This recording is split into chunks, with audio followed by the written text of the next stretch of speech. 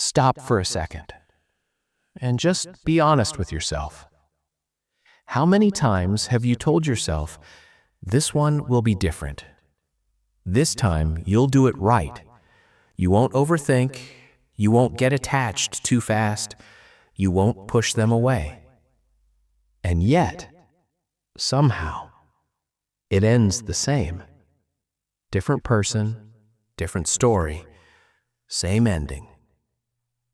And the worst part? You know it's happening while it's happening. You feel it slipping. You feel yourself pulling away or holding on too tight or saying things you don't even mean. And later, you sit there thinking, why did I do that? Here's the part no one really wants to hear. What if it's not just bad luck? What if it's not them? What if there's a part of you you don't fully see, quietly running the show? Not the version of you that people like, not the version you show on social media. I'm talking about the part of you you avoid, the part you ignore, the part you've been pushing down for years. Your shadow. And no, this isn't some dark, dramatic concept. It's actually simple. Your shadow is just everything about you you didn't feel safe being. Think about that for a second.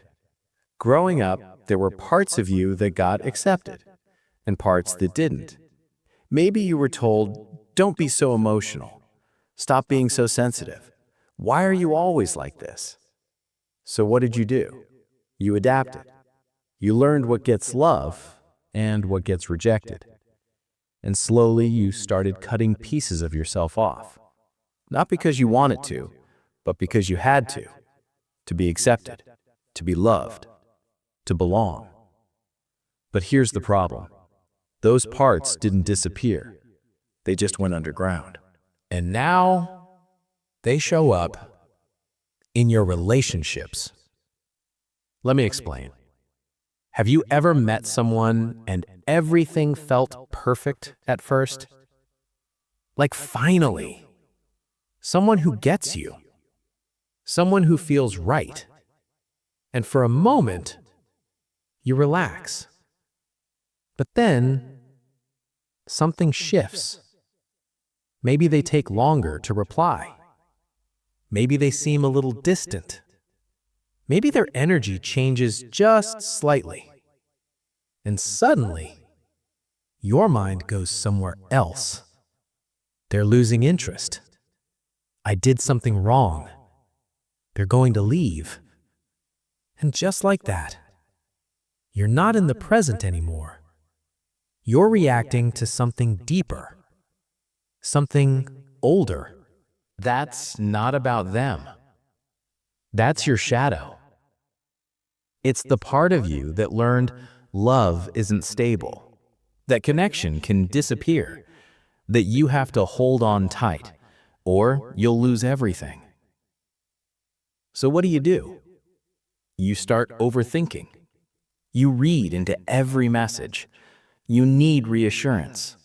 You want closeness constantly. And here's the twist. The more you try to hold on, the more pressure they feel. And slowly, they start pulling away. And then, your fear becomes real. Not because they were always going to leave, but because your fear helped create the distance. That's how the shadow works. It doesn't show up as the problem. It shows up as your reaction. Or maybe you're the opposite. Maybe when things get close, you pull back. Everything feels good until it feels too real, too vulnerable, too exposed. And then suddenly, you need space. You get pulled. You start noticing their flaws. You tell yourself, they're not right for me. But if you're honest, it's not about them. It's about what closeness brings up in you. Because real connection means being seen, and being seen means risking rejection. And somewhere in your past, that didn't end well. So your shadow steps in to protect you. Not by building the relationship, but by sabotaging it before it gets the chance to hurt you. And the crazy part, it feels logical. It feels justified. It feels like you're just being careful. But in reality, you're running from something that already happened. This is why patterns repeat, not because you're broken, but because you're protecting something you haven't faced yet. And here's where it gets uncomfortable. Your shadow doesn't just show up in fear. It shows up in control, in jealousy, in the need to be right, in shutting down, in testing people, in pushing people just to see if they'll stay. Yeah, that one hits. Because nobody likes to admit that. But think about it. Have you ever pulled away just to see if they'd come after you? Said something sharp just to see how much they care? Created distance just to feel wanted again? That's not because you're toxic. It's because a part of you is scared, and it doesn't know another way. Your shadow isn't evil. It's unhealed. But here's the truth most people avoid.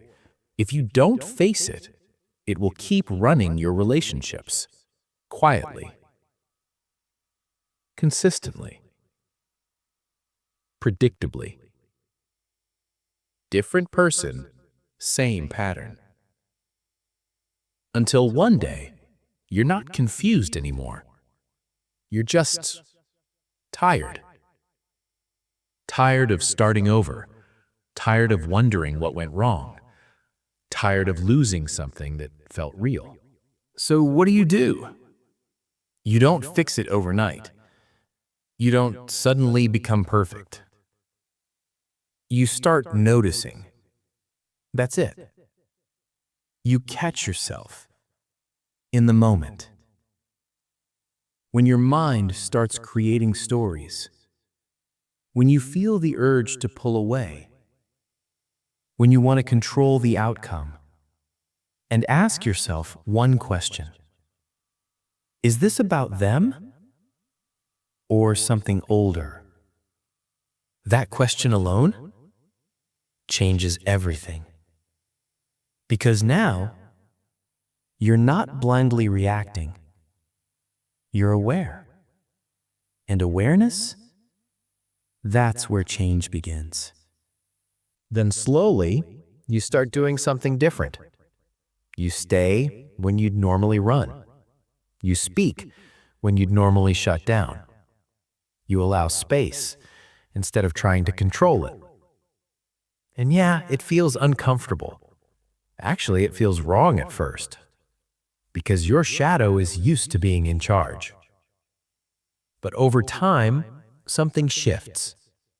You stop reacting from fear and start choosing from clarity. And that's when relationships change. Not because you found the perfect person, but because you stopped letting your past control your present. And listen, this part matters. This doesn't mean you blame yourself for everything. It doesn't mean every relationship failed because of you. Sometimes people are wrong for you.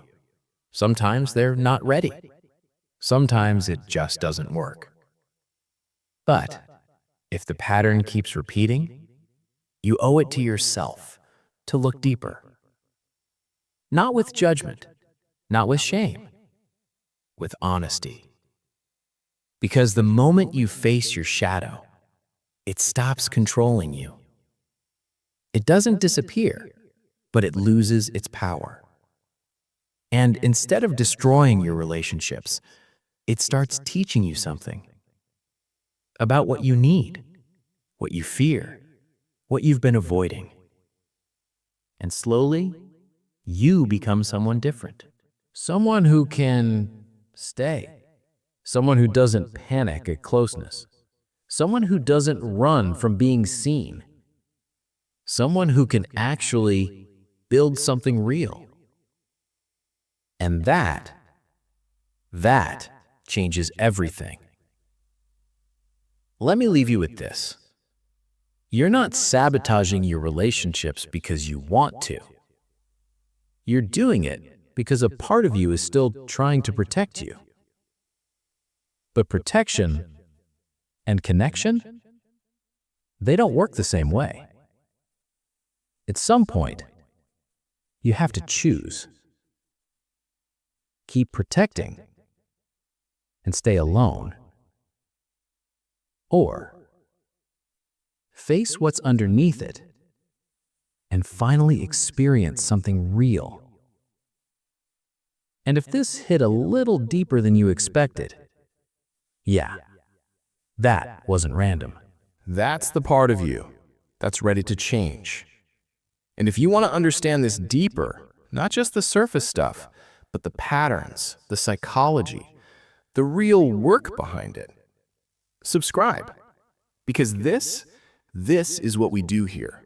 No fluff, no filler, just the real conversation. I'll see you in the next one.